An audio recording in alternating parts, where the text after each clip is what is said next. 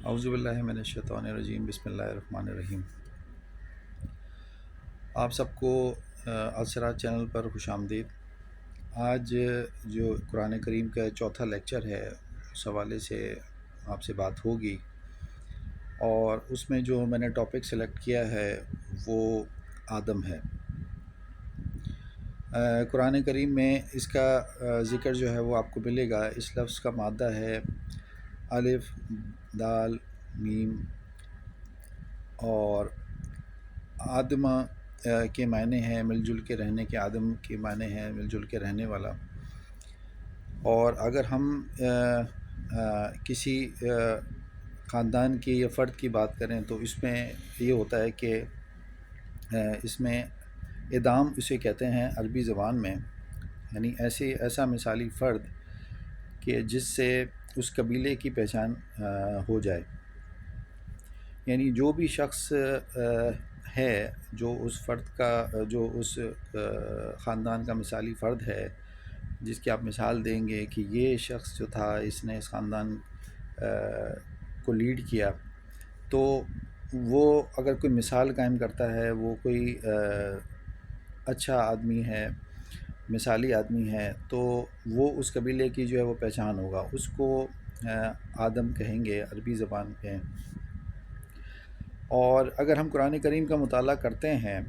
تو اس سے واضح ہوتا ہے کہ اس میں آدم سے متعلق جو قصہ بیان ہوا ہے، جہاں تک میں سمجھ پایا ہوں، وہ کسی ایک فرد یا کسی ایک جوڑے کے لیے نہیں ہے، یا میاں بیوی کی کوئی داستان بھی نہیں ہے۔ یہ انسان کی یا آدمی کی جو ہے وہ کی سرگزشت جو ہے وہ بیان کی گئی ہے، جسے قرآن کریم نے تمثیلی انداز میں بیان کیا ہے۔ جیسے کہ آپ کو معلوم بھی ہے، سائنس بھی ہمیں بتا رہی ہے کہ قدیم انسان جو ہے وہ ابتدائی زندگی اس کی بڑی جو ہے وہ اس کی زندگی جو تھی وہ بہت مشکل تھی، اور بڑی مشکل سے اس نے زندگی میں اپنے لیے آسائشیں اور اس کی جو ہے وہ ابتدائی زندگی میں امن لے کے آیا۔ پھر وہ جھگڑالو تھا، آہستہ آہستہ وہ اپنی زندگی میں امن جو ہے وہ لے کر آیا، اور جب اس نے مل جل کر رہنے کی تمدنی کوشش کی تو اس کی زندگی کا جو ہے وہ آغاز وہاں سے ہوتا ہے۔ پھر ہمارے جو انسان کے جو باہمی مفاد تھے ان میں ٹکراؤ پیدا ہوا۔ جب وہ ٹکراؤ پیدا ہوا تو پھر اس سے جو ہے وہ فساد پیدا ہونا شروع ہوا، یا جسے آپ فساد کو ناہمواریاں کہتے ہیں، کہ آپ کس طرح جو ہے انسان جو ہے قبیلوں میں بٹ گیا، اور اس کے بعد اپنے اپنے مفاد کی خاطر اس نے جو ہے اس کے جو فساد جو ہے وہ شروع ہو گیا، ایک دوسرے سے لڑائی جھگڑے جو ہے وہ شروع ہو گئے، ناہمواریاں شروع ہو گئیں۔ تو اس فساد کو دور کرنے کے لیے خدا کی طرف سے جو ہے وہ وحی کا نزول ہوا، اور تاکہ انسان جو ہے وہ رہنمائی حاصل کر سکے۔ جب انسان نے رہنمائی کو صحیح سمجھا، صحیح جانا اس نے، تو اس کی زندگی جو ہے وہ بہتر ہونی شروع ہو گئی، اور اس کے لیے وہ زندگی جو ہے وہ جنت بننی شروع ہوئی۔ اور جب اس نے وحی سے انکار کیا تو اس کے لیے زمین میں جو ہے وہ فساد اس نے اپنے لیے پیدا کر لیا۔ لیکن ہم یہ دیکھتے ہیں کہ انسان کی زندگی میں جو ہے وہ اسے وہی جو ہے وہ اس کو گائیڈنس جو ہے وہ ملتی رہی گاہے بگاہے، اور اس گائیڈنس سے جو ہے وہ آگے بڑھتا رہا۔ پھر آگے یہ ہے کہ انسان نے جب وہ وہی والی بات چھوڑ دی اور خدا کے راستے کو اس نے انکار کیا، خدا سے انکار کیا، تو وہ جہنمی زندگی اس کی جو ہے وہ شروع ہو گئی۔ اور ہم یہی دیکھتے ہیں کہ یہ ہمیں داستان آدم جو ہے وہ یہی نظر آتی ہے کہ کس طرح جو ہے وہ جنتی زندگی جو تھی وہ جہنم کی طرف جو ہے وہ بڑھنی شروع ہو گئی۔ قرآن کریم میں انسان کی بعض بنیادی خصوصیات اور نفسیاتی کیفیات کا بھی ذکر ہے، یعنی اس کی حیوانی سطح زندگی کی جبلتوں کو، جسے آپ انسٹنکٹس کہتے ہیں، ذکر ہے، اور وہی کی رہنمائی میں زندگی بسر کرنے کی انسانی سطح کا بھی ذکر ہے۔ تو قرآن جو ہے وہ بتاتا ہے کہ کس طرح آپ نے اچھی زندگی گزارنی ہے، کس طرح جو ہے وہ آپ ناہمواریوں کی طرف جائیں گے اور وہاں فساد جو ہے وہ شروع ہوگا۔ یہ اسی صورت میں ہوتا ہے کہ انسان جب تمدنی زندگی میں آتا ہے، وہ میل جول ہوتا ہے اس کا، تو یہ فساد جو ہے وہ شروع ہو جاتا ہے۔ اب وہ فساد جو ہے وہ انفرادی ہو یا اجتماعی ہو، قوموں کی زندگی کا ہو، وہ فساد پھر شروع ہو جاتا ہے۔ اس کے بعد میں نے ایک قرآن کی جو مختلف جگہوں پر آیات آئی ہیں ان کو آپ کے سامنے لانے کی کوشش کروں گا، اور اس میں پہلا جو میں نے ٹاپک سلیکٹ کیا وہ تخلیق آدم ہے، یعنی آدم کی تخلیق جو ہے وہ کیسے ہوئی۔ تو انسان کے وجود میں آنے سے پہلے زمین پر کوئی اور مخلوق بستی تھی جو ناپید ہے یا نگاہوں سے اوجھل ہو گئی، اسے الجان کہا گیا ہے۔ انسان اس مخلوق کا جانشین ہے۔ خلیفہ سے یہی مفہوم یہاں پر سمجھ میں آتا ہے۔ اکثر نوجوان مجھ سے جو ہے وہ بات کرتے ہیں، اور بہت سے لوگ مجھ سے جب یہ بات کرتے ہیں کہ انسان جو ہے وہ خلیفہ ہے اللہ کا، تو میرے سامنے یہ ایک آیت یہ جو ہے وہ آ جاتی ہے کہ یہاں پر اللہ نے کہا ہے کہ زمین پر کوئی اور مخلوق بھی بستی تھی۔ اب سائنس تو یہ کہتی ہے کہ ہم سے پہلے جو ہے وہ ڈائناسورس تھے، اور 6500 سال پہلے جو ہے وہ 65 ملین ایئرز پہلے جو ہے وہ ڈائناسورس تھے، اور اس کے بعد وہ ناپید ہو گئے، اور اس کے بعد پھر انسان کا ظہور جو ہے وہ شروع ہوتا ہے، اور وہ پوری ایک ایولیوشن تھیوری اور سارا کچھ سائنس بیان کرتا ہے۔ قرآن کریم سائنس کی کتاب تو نہیں ہے، لیکن اس نے ہمیں ہدایت دے دی کہ دیکھو کہ آپ اس میں سوچو، سمجھو، فکر کرو، تدبر کرو کہ کس طرح جو ہے وہ انسانی زندگی کا ظہور ہوا، انسان کہاں سے جو ہے وہ اپنی زندگی کا آغاز کرتا ہے، کہاں تک جاتا ہے، کیسے ایک جنتی معاشرہ جہنمی معاشرے کی طرف جو ہے وہ بڑھتا ہے، اور کس طرح جہنمی معاشرہ جو ہے وہ جنتی معاشرے میں تبدیل ہو سکتا ہے۔ تو الجان کے نام سے ایک ایسی مخلوق کا بھی ذکر ہے کہ جس کا خلیفہ ہمیں جو ہے وہ خلیفہ سے مراد جو ہے وہ یہاں پر یہ ہے۔ پھر ایک اور جگہ ذکر آیا ہے قرآن میں کہ ہم نے آدم کو اس کے جوڑے بنائے، جس سے ظاہر ہے کہ یہ پوری نوع انسانی کی بات ہو رہی ہے، اور جوڑے سے مراد جو ہے وہ مرد اور عورت ہے۔ پھر حضرت عیسیٰ کی تخلیق آدم کی پیدائش کی طرح تھی، یہ بھی ہمیں جو ہے وہ اس کا ذکر ہے ایک آیت میں کہ عیسیٰ کی تخلیق جو ہے وہ آدم کی پیدائش کی طرح تھی۔ پھر آدم اور بشر ایک ہی ہیں، یہ بھی جو ہے وہ آگے بہت ساری اس میں آیات ہیں۔ اب ایک اور ٹاپک کی طرف میں آتا ہوں، یہ تخلیق آدم کے حوالے سے تھا کہ انسان کو اشیاء کائنات کا علم عطا کر دیا گیا، یعنی انسانی ممکنات جو ہیں وہ اس کی بات کروں گا کہ انسان کو اشیاء کائنات کا علم عطا کر دیا گیا۔ اس عمل کی امکانی صلاحیت یہ ہے کہ یہ کائنات میں کار فرما عناصر کو علم حاصل کر سکے، تاکہ اور اسی کو قوانین فطرت کہتے ہیں کہ انسان جو ہے وہ علوم کی طرف جائے، علم سیکھے اور ان کا استعمال کرے، اور قوانین فطرت بھی یہی ہے۔ ملائکہ کے آدم کو سجدہ کرنے سے بھی یہی مراد ہے کہ انسان اور ملائکہ میں یہی فرق ہے کہ وہ انسان جو ہے، انسانی سوچ جو ہے، انسانی دماغ جو ہے وہ اسے کام پر آمادہ کرتا ہے، سوچنے سمجھنے کی صلاحیت دیتا ہے، اور یہی علوم کی جو حصول کے لیے جو اس کی تگودہ ہوتی ہے اور وہ جو کاوش کرتا ہے، تو یہی ملائکہ سے اسے ڈفرینٹ کرتا ہے، یعنی سوچنے سمجھنے کی صلاحیت، تدبر کی صلاحیت جو ہے وہ اسے اس ملائکہ سے ممتاز کرتی ہے۔ پھر ایک جگہ ذکر ہے کہ انسان کو الہیاتی توانائی یا روح خداوندی کا شمع ڈال کر صاحب اختیار اور ارادہ بنا دیا گیا ہے، اور اسی کو انسانی ذات کہتے ہیں، یعنی کہ انسان کو صاحب اختیار بنایا گیا ہے، اور وہ جانوروں کی طرح نہیں ہے، وہ اس کے اندر سوچنے سمجھنے کی صلاحیت ہے، وہ جو بھی سوچتا ہے اس کو کر ڈالتا ہے، اختیار اس کو دیا گیا ہے، اور یہی اس کا شمع جو ہے اس کے اندر ڈالا گیا ہے۔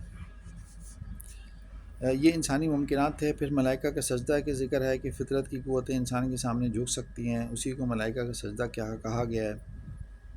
یہ اس لیے کہ جب انسان قوانین فطرت کا علم حاصل کر لے گا تو یہ قوتیں اس کے تابع تسخیر ہو جائیں گی، یعنی کہ فطرت کی قوتیں جتنی بھی ہیں، یعنی کہ اب اس میں آپ ہوا، پانی، اور یہ جس قسم کی آپ چیزیں دیکھتے ہیں، فزیکل فورسز جو ہیں، یہ ملائکہ ان کو کہا گیا ہے، اور یہ ان کو آپ جب زیر کر لیتے ہیں تو انسان جو ہے وہ یعنی قوانین فطرت سے جب ہم آہنگ ہو جاتا ہے، یعنی ان کو علوم حاصل کر لیتا ہے، تو ہم دیکھ لیتے ہیں کہ جی فضا میں ہم نے جہاز بڑی اڑا لیے ہیں، سمندر میں ہم پانی کے جہاز بھی چلا رہے ہیں، اور اسپیس میں بھی ہم پہنچ گئے ہیں۔ تو یہ قوانین فطرت ہے، یعنی فطرت کو آپ فزکس کو آپ سمجھ سکیں ہیں، آپ نے سائنس میں کیمسٹری آپ نے کی، بایولوجی ہے، اور یہ ساری چیزیں جب آپ نے علوم حاصل کرنے شروع کر دیے، قوانین فطرت، یہ قوانین ہیں جو موجود ہیں، جن کو ہم جو ہے وہ ایکسپلور کر رہے ہیں، جن کو ہم اپنی ریسرچ سے جو ہے وہ ثابت کر رہے ہیں، یہ ان پہ جب قوانین فطرت کو ہم نے کنٹرول کرنا شروع کر دیا تو ہم نے دیکھا ہے کہ یہ جو قوتیں ہیں وہ اس کے تابع جو ہے نا ہونی شروع ہو جاتی ہیں، اور انہی فزیکل فورسز کو یہ جو ملائکہ ہیں یہ آپ کے سامنے جھکنی شروع ہو جاتی ہیں۔ تو قرآن کریم جو ہے وہ اس طرح اس کو بیان کرتا ہے۔ پھر آگے ایک بہت امپورٹنٹ جو ہے وہ کہ ابلیس نے جس طرح سرکشی کی اور انسان کو جو ہے وہ چیلنج کیا، یہ بھی ایک فزیکل فورس تھی جس نے انسان کو جو ہے وہ چیلنج کیا۔ تو اس سلسلے میں آیت یہ ہے کہ انسان کے اپنے جذبات اس کے سامنے جھکنے سے انکار کر دیتے ہیں، یہ سرکش اور بے باک ہو جاتے ہیں، اور اسی کو ابلیس کا تکبر کہا گیا ہے۔ یہ یعنی کہ انسانی جذبات جو ہوتے ہیں، جو اس کو کسی چیز پہ ابھارتے ہیں، کسی چیز کو جو ہے وہ اسے سرکش بناتے ہیں، تو وہ سرکشی جو ہے وہ اس کو ابلیس کا تکبر کہا گیا ہے کہ آپ جتنے سرکش ہو جاؤ گے، ابلیس جو ہے وہ اس کا یہ تکبر تھا کہ میں سرکش ہوں، میں جو ہے وہ میری بات مانا جائے، تو یہ اس چیز کو یہاں بیان کیا گیا ہے۔ پھر جیسے ہمیں قرآن میں بیان بھی ہوتا ہے کہ قیامت تک اسے مہلت دی گئی، یعنی کہ جب تک انسان دنیا میں ہے اس کے جذبات کے ساتھ وہ اس کے ساتھ ساتھ رہیں گے، تو یہ مہلت بھی دی گئی کہ ابلیس جو ہے وہ، اب ابلیس جو ہے ایک فزیکل، میں نے آپ کو کہا کہ ایک فزیکل فورس ہے، یا ایک انسان کی ایک اندر ایک بدی کہہ لیں اور اچھائی کہہ لیں یا برائی کہہ لیں، دو چیزیں جو ہیں وہ انسان کو دی گئی ہیں، یعنی اس کو ایک اچھا راستہ بھی بتایا گیا ہے، برا راستہ بھی بتایا گیا ہے، یعنی کہ وہ اچھے راستے پہ چلے گا تو اس کے سامنے اچھی چیزیں سامنے آئیں گی، برے راستوں کی اختیار کرے گا تو بری کی طرف جائے گا۔ علامہ اقبال نے ایک جگہ کہا تھا کہ اگر ابلیس کا ظہور نہ ہوتا تو یہ دنیا جو ہے یہ اتنی رنگین نہ ہوتی۔ اب ابلیس کے ذکر میں ابلیس کی جو مجلس شورا ہے، اور اس میں جس طرح انہوں نے لکھا ہے اپنی شاعری میں، تو اس میں بیان کیا انہوں نے. تو وہ ایک جگہ لکھتے ہیں کہ میں سمجھتا ہوں کہ اگر ابلیس ہماری زندگی میں نہ ہوتا، اس کی تخلیق نہ ہوتی، تو یہ ہماری زندگی بڑی اسٹیٹک ہوتی، سیدھی ہوتی، اسٹریٹ ہوتی، اس میں کوئی رنگینی نہ ہوتی. یعنی پھر سیدھی سیدھی انسانی زندگی ہوتی ہے، وہ چلتا ہی رہتا اس طرف، اور اچھے کام کرتا رہتا، بس اچھے کام ہی کرتا رہتا، اور برائی کی طرف جاتا ہی نہیں، نہ برے کام کرتا، بس اسٹیٹک سیدھی سیدھی زندگی جو ہے وہ گزارتا. تو یہ ہمیں علامہ اقبال کے جو ہے وہ مجھے یاد آیا، تو میں نے کہا آپ سے میں اس کے بارے میں بات کروں. پھر آگے اس نے ہمیں بتایا کہ قیامت تک ہمیں مہلت مل گئی، کہ قیامت تک اس کو مہلت مل گئی کہ تم جو ہے وہ انسانی جذبات کے ساتھ کھیلتے رہو. اب پھر اس کے بعد اگلی آیت میں ذکر ہے کہ خدا کے مخلص بندوں پر شیطان کا غلبہ نہیں ہو سکے گا. یعنی شیطان جو ہے اور اس کا غلبہ جو ہے وہ اللہ کے نیک بندوں پر نہیں ہو سکتا، کیونکہ وہ سیدھی راہ اختیار کرتے ہیں، وہ اچھی بات کرتے ہیں، وہ سیدھی راہ کی طرف رہتے ہیں. پھر ایک اور جگہ ذکر ہے کہ ابلیس کی جو وسوسہ اندازی ہے اس پہ، کہ آدم نے نہیں مرنا چاہتا تھا. ابلیس نے کہا تمہیں میں حیات جاوید جو ہے وہ اولاد کے ذریعے سے تمہیں میں مل سکے گی. تو آدم میں جنسی شعور کی بیداری کے ذکر سے بھی جو ہے وہ یہی مفہوم ہمیں ملتا ہے کہ انسان جو ہے وہ یہی چاہتا ہے کہ بھئی میری اولاد جو ہے وہ ہو، اور میری ذہنی تسکین، میری جو ہے نا میری جسم کی، میری روح کی تسکین جو ہے وہ یہی ہے کہ آگے میری اولاد جو ہے وہ سروائیو کرے اور اسے حیات جاوید جو ہے وہ مل سکے. تو ابلیس نے کہا تھا کہ تمہیں میں حیات جاوید یعنی اولاد کے ذریعے سے تمہیں تسکین کی طرف لے کے جاؤں گا. پھر اسی سے نسل پرستی کا جذبہ بیدار ہوتا ہے، اور انسان برادری، قبائل، شعوب اور پھر اقوام میں بڑھ جاتی ہے. قرآن کا مقصد ان تفریقات کو مٹانا تھا، نوع انسانی کو آسمانی اقدار کی بنیادوں پر پھر سے امت واحدہ بنانا تھا. تو یہ آیات جو ہے سورہ بقرہ کی، اس میں بھی آپ دیکھ سکتے ہیں کہ یہاں پر جو ہے وہ نسل پرستی سے جو ہے وہ، کیونکہ قرآن کریم جو ہے وہ ہمیشہ سے اس کو تفریقات کو مٹاتا ہے، تو یہاں بھی یہ دیکھنے کی ضرورت ہے، کیونکہ اسلام کی جہاں شروعات ہوتی ہے، جہاں حضور صلی اللہ علیہ وسلم کا جو ہے وہ ولادت ہوتی ہے، اس سے پہلے آپ دیکھیں گے کہ جتنے بھی برادری تھی، قبائل تھی اور شعوب تھے، ان میں وہ بٹے ہوئے تھے، وہ ڈیوائیڈڈ تھے، اور انہی کی بیسس پہ ان کی سیاست، ان کی تمدنی زندگی، سارا جو ہے سماجی زندگی وہ اسی طرح گزر رہی تھی. لیکن قرآن کریم نے آ کے ان ساری تفریقات کو مٹا کے نوع انسانیوں کو آسمانی اقدار کی بنیادوں پر اکٹھا کر دیا، ایک کر دیا. تو یہ جو ہے وہ ابلیس جو ہے اس میں وہ وسوسہ انسان میں پیدا کرتا ہے، جس سے ہمیں بچنے کی جو ہے وہ ضرورت ہے. پھر آگے ذکر ہے کہ آدم کی جنت، اسی جنت یا جنتی معاشرے میں کی کیفیت یہ تھی کہ اس میں میری اور تیری کا سوال تھا. انسان جہاں سے جی چاہے فراوانی سے کھا پی سکتا ہے.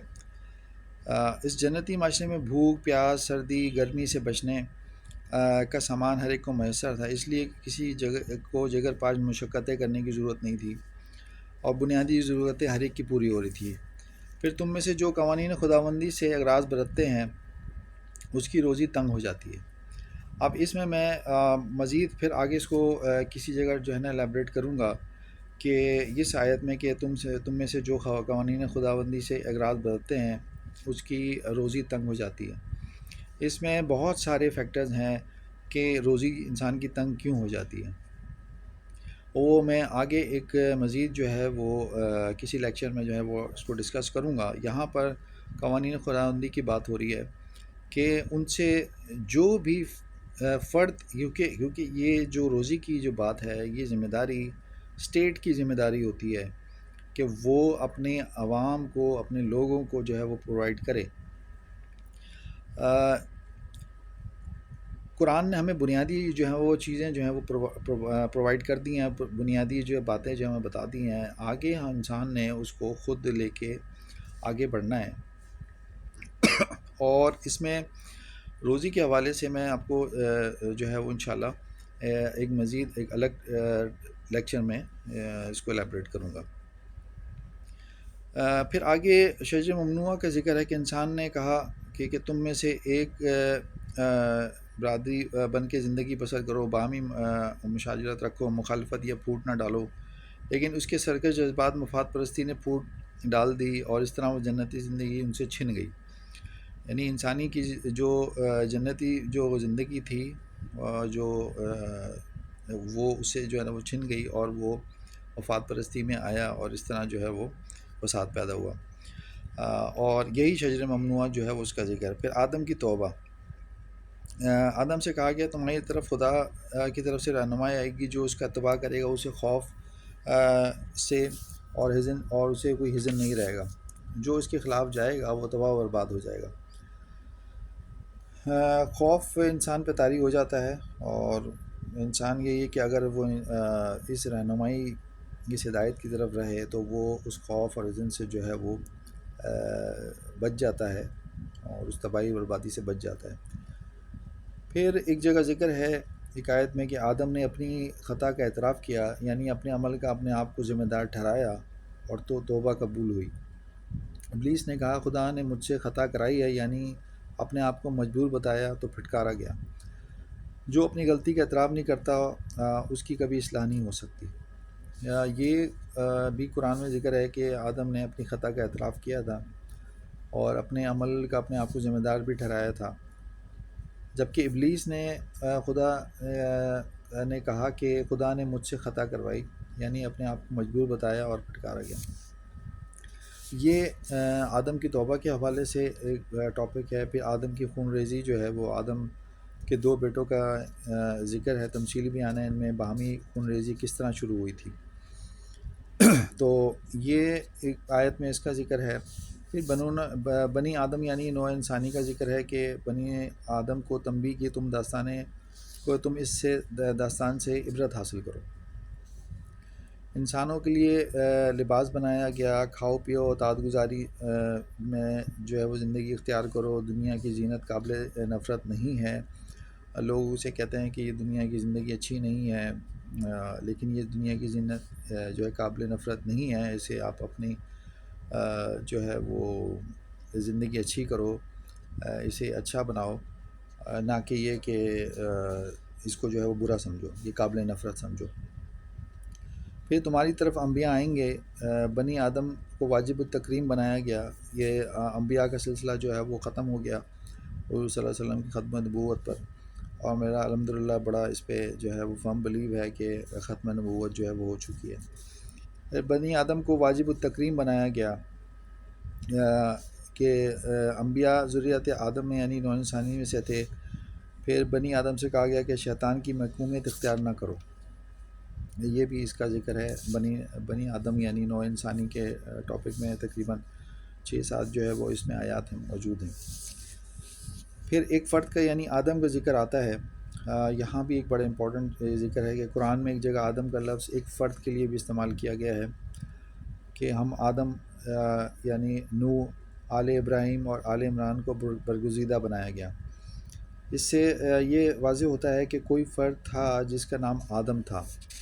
یعنی اب بھی ایڈم جو ہے وہ نام رکھا جاتا ہے، آدم کے نام سے نام رکھا جاتا ہے ہمارے یہاں اور یورپ میں ایڈم کے نام سے۔ پھر یہ کہ آدم کی نبوت کا ذکر قرآن میں نہیں آیا ہے۔ اصطفیٰ برگزیدگی سے لازماً نبوت بھی مراد نہیں ہوتی، اس سے یعنی کہ یہ واضح نہیں ہو رہا کہ حضرت آدم جو ہیں وہ ان کو جو ہے وہ نبوت کا جو ہے وہ کچھ ملا گیا، ان کو ملا کچھ کیونکہ ہاں البتہ وہ برگزیدہ جو ہے وہ ایک انسان تھے۔ قرآن نے سلسلہ انبیاء کی سرگزشت کا آغاز ہر جگہ حضرت نوح سے کیا ہے، اور یہ آپ قرآن آپ اٹھا کے دیکھ لیں، آپ کو حضرت نوح سے یہ سلسلہ جو ہے وہ شروع ہوتا ہوا نظر آئے گا۔ یعنی ہمیں آل آپ ابراہیم کے ہیں، آپ آل نوح کا ہیں، یا پھر ہم آگے اس سے ہم بڑھتے جائیں اور ہمیں آل عمران جو ہے وہ کہا جائے. تو یہ حضرت نوح سے جو ہے وہ سلسلہ جو ہے آدم جو ہے وہ شروع ہوتا ہے. پھر آگے متفرقات ہیں. اس قدر معانیت سے اور مشکلات کے باوجود نسل انسانی کا تسلسل خدا کی ربوبیت کے پیغام کے زندہ شہادت ہے. اور تمام بنو انسان جو ہے یہ بنی آدم جو ہے وہ یکساں طور پر واجب تکریم ہے. پیدائش کے اعتبار سے ایک دوسرے میں کوئی تمیز نہیں ہے. اس سے عیسائیت کے اس عقیدے کا بھی تعال ہو گیا ہے کہ ہر انسانی بچہ پیدائشی طور پر گناہ گار ہوتا ہے. یعنی قرآن ہمیں یہ سکھاتا ہے کہ پیدائش کے اعتبار سے ہم سب ایک ہیں. اس میں کوئی گناہ گار نہیں ہے. کوئی جیسے عیسائیت کا عقیدہ ہے کہ وہ کہتے ہیں کہ ہر انسانی بچہ جو ہے وہ پیدائشی طور پر گناہ گار ہوتا ہے. وہ گناہ اپنے ساتھ لے کر آتا ہے اور پھر آگے ان کے لیے وہ اپنی زندگی جو ہے وہ گزارتا ہے اور گناہوں کو سے معافی تلافی کرتا ہے. تو یہ عیسائیت کا یہ عقیدہ جو ہے یہ خلاف قرآنی ہے. اس میں رد ہوتا ہے اس کا. پھر ایک اور جگہ ذکر ہے کہ آدم کا یہ جرم تھا کہ اس میں عزم پختگی نہیں تھی. وہ بات بھول جاتا تھا. اس میں انسان کی نفسیاتی کمزوری کی طرف بھی اشارہ ہے کہ وہ انسان جو ہے وہ بہت جلدی بھول جاتا ہے. نسیان جو ہے نا بھول جاتا ہے. تو یہ اس سلسلے میں ہم آگے بھی دیکھیں گے ایک ٹاپک میں انسان کے ایک ٹاپک میں ہم اس کو کور کرنے کی کوشش کریں گے کہ انسان کی پیدائش اور نسل انسانی اور اس کی افزائش کے حوالے سے انسان کے جو چیپٹر ہے اس کے اندر ہم دیکھیں گے. اور سائنس نے ہمیں جہاں تک گائیڈ کرنے کی کوشش کی ہے وہ بھی ہم دیکھیں گے کہ انسانی عقل جو ہے وہ کہاں تک اس میں پہنچ پائی ہے. تو آدم کے حوالے سے یہ ایک آج لیکچر تھا جس میں ڈفرینٹ ٹاپکس ہم نے ڈسکس کیے. ایک دفعہ پھر میں آپ کو ٹاپکس بتا دوں. تخلیق آدم تھا, انسانی ممکنات تھے, ملائکہ کا سجدہ ہے, ابلیس کی سرکشی اور چیلنج ہے, ابلیس کی وسوسہ اندازی ہے, آدم کی جنت جو تھی شجر ممنوعہ, آدم کی توبہ جہاں ہوئی, آدم کی خوریزی ہوئی. پھر بنی آدم یعنی نو انسان, ایک فرد آدم کا ذکر ہوا, اور پھر متفرقات تھے. تو یہ امید کرتا ہوں کہ یہ آدم کے حوالے سے آپ کو یہ لیکچر پسند آیا ہوگا, اور امید کرتا ہوں کہ آپ ہمارے چینل کو لائک کریں گے, سبسکرائب کریں گے مزید لیکچرز کے لیے. اور دعا کیجیے گا کہ میں جو یہ چیزیں ترتیب دے رہا ہوں مجھے اللہ طور توفیق دے کہ میں بہتر انداز سے جو ہے وہ ان کو پریزنٹ کر سکوں, آپ کے سامنے لا سکوں. اسی دعا کے ساتھ اجازت چاہتا ہوں. اپنا بہت خیال رکھیے گا. اللہ حافظ.